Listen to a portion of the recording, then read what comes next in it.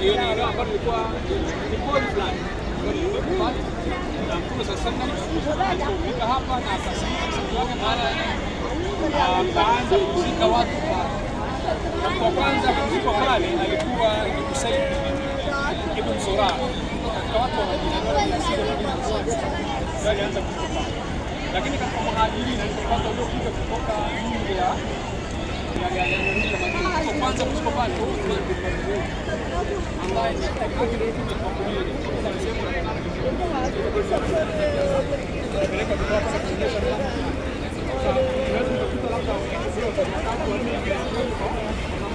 kwa hiyo watu ambao wamenyonya kwa mama ni huyo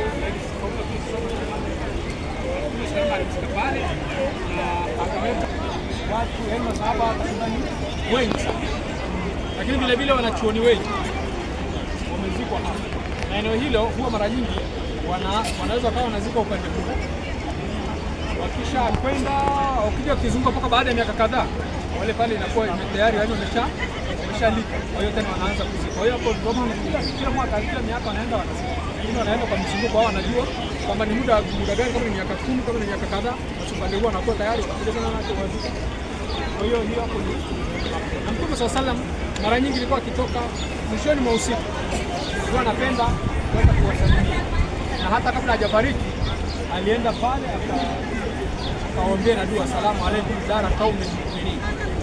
Dua hii ambayo mara tunaisoma Mtume SAW alienda akaombea pale, antum salafuna, kama nyinyi mmetutangulia, nahnu lahiqun, sisi tunakuja nyuma yenu. Kwa hiyo almuhimu ni kwamba